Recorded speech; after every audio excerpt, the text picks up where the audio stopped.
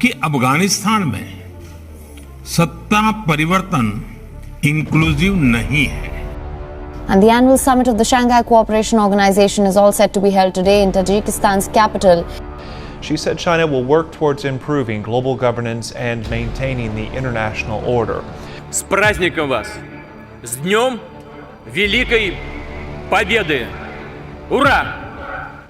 The Shanghai Cooperation Organization celebrates its 20th anniversary this year. The anniversary was planned to be celebrated with pomp in Dushanbe, the capital of Tajikistan, and at the same time to discuss the important regional problems for the organization, primarily the situation in Afghanistan. However, in the end, it wasn't the agenda that attracted the main attention to the summit, but the physical absence of key players. Chinese President Xi Jinping, Indian Prime Minister Narendra Modi, and Vladimir Putin weren't there in Dushanbe to participate. Instead, they decided to join the meeting via video link. The Shanghai Summit didn't actually work out a common position of the recognition of the Taliban government, but most of the participating countries spoke in favor of establishing contacts with the new Afghan authorities. Putin even added, the interim government isn't representative, but it's necessary to work with it.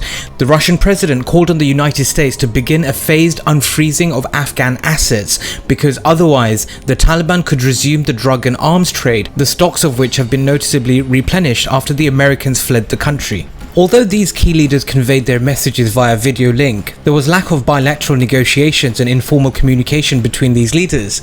There's some very obvious contradictions within the Shanghai Cooperation Organization on the Afghan issue, and due to these differences on the Afghan issue, I believe Xi, Modi and Putin chose to stay at home. For Putin, the official reason to stay at home was due to the coronavirus quarantine. Several dozen people fell ill in his entourage, whereas Modi and Xi didn't have an official explanation as to why they were physically absent from the summit. Amid all the evacuations from Afghanistan, one country is holding off. China is urging its citizens to remain indoors in Afghanistan, but it is keeping its Kabul embassy open. My friends, it's quite obvious that China is in favor of cooperation with the Taliban regime, whereas India, which under Ashraf Ghani invested $3 billion in the Afghan economy and now suffers significant losses out there. Good afternoon. Let me start by thanking all of you for being here today. Today, the Security Council spoke clearly on the situation in Afghanistan. The resolution we adopted today, put forward by the US, UK, and France, outlines 3 clear expectations regarding the future of Afghanistan.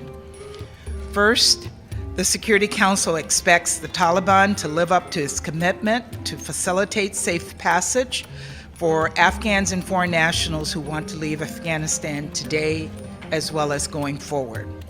Second, the Taliban and all parties need to facilitate humanitarian assistance, and humanitarian actors must be given full, safe and unhindered access to continued service delivery to those in need. My friends, not so long ago at a meeting of the UN Security Council on the 30th of August, Modi expressed solidarity with Western countries which put forward a number of tough demands to the Taliban, while Russia and China abstained from voting on those relevant resolutions, considering it too harsh. The Russian position is definitely closer to the Chinese one, but for obvious reasons, Russia doesn't want to upset India over Afghanistan. India and Russia are expected to sign a multi-billion-dollar weapons deal with Indian Prime Minister Narendra Modi on a 2-day visit to Moscow. In addition to China, the rise of power of the Taliban is welcomed by Pakistan and Uzbekistan, whereas Tajikistan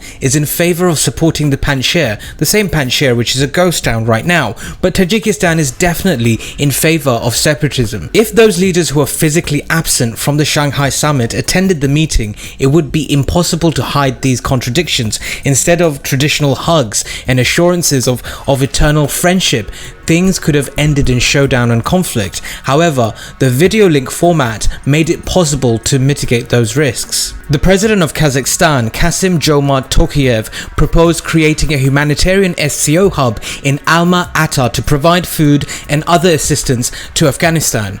The head of Uzbekistan, Shavkat Mirziyoyev, expressed his readiness to host the first summit in the SCO Afghanistan format in Tashkent if such ties are resumed, and Pakistani Prime Minister Imran Khan urged not to abuse the dissemination of negative propaganda information about the Taliban as it could harm the Afghan people.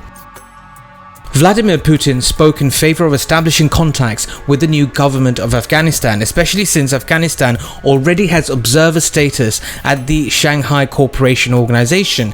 Putin wants Taliban to deliver on their promises. He also said the United States and NATO countries must shoulder the bulk of the costs of rebuilding the destroyed infrastructure of Afghanistan. He said, "It makes sense to work with the United States and other Western countries to gradually unfreeze Afghanistan's reserves and restore programs through the World Bank and the IMF."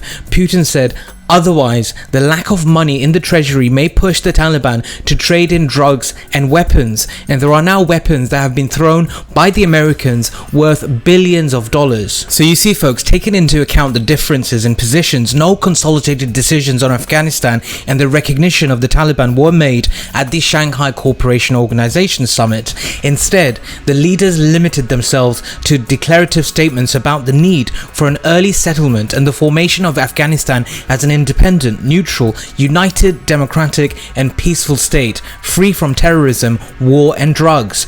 The only winner from the SCO summit has been Iran. The Shanghai Cooperation Organization members agreed to launch the procedure for admitting Iran as a permanent member of the SCO. President Ebrahim Raisi termed the approval a diplomatic success that means linking Iran to the economic infrastructure of Asia and its vast resources. And that was the only thing the Shanghai Cooperation Organization members agreed on, to admit Iran, whilst the meeting on Afghanistan was just full of contradictions. Member states can't agree on a way forward out in Afghanistan, so expect some turbulence ahead. Over and out. С праздником вас! С Днем Великой Победы! Ура!